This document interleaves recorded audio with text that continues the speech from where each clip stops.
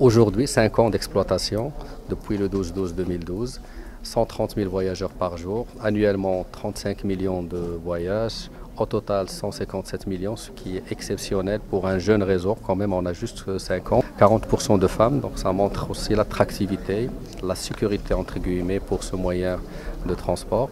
Et puis 40% d'abonnés, dans une grande partie des étudiants, donc avec un tarif préférentiel. Donc l'objectif effectivement c'est de permettre une plus grande accessibilité, un plus grand nombre de voyageurs, mais aussi quand on voit le bilan, quand on voit la desserte des quartiers un peu éloignés comme Sidi Moumen qui viennent à Ain Diab, de Hail Hassani vers le centre-ville. Donc ça permet aussi donc, de donner une nouvelle image aussi à la ville à travers les aménagements urbains qui sont les mêmes que ce soit au centre-ville, que ce soit dans les quartiers périphériques.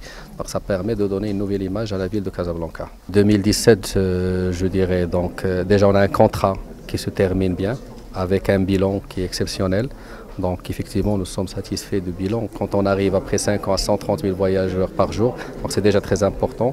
Quand on voit l'amélioration de la qualité de service, on était à 6 minutes de fréquence, donc 4 minutes 30.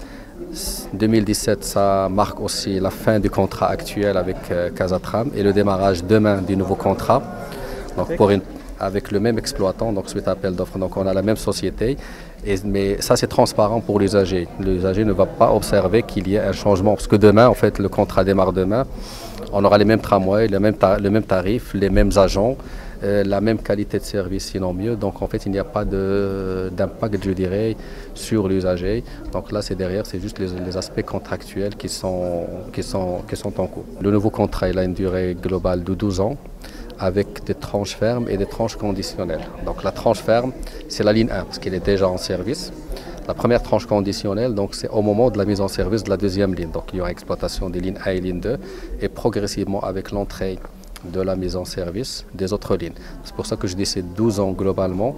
Donc il y a 5 ans où on va observer l'ajout chaque fois d'une ligne. Parce qu'en 2018, deuxième ligne, 2020 les BHNS, 2021. À partir de 2022, on aura une exploitation globale de tout le réseau. Donc et là, c'est sûr, jusqu'à 2029. Après, donc, on préparera la suite par la suite. Parce qu'il faut donner de la visibilité à tout le monde.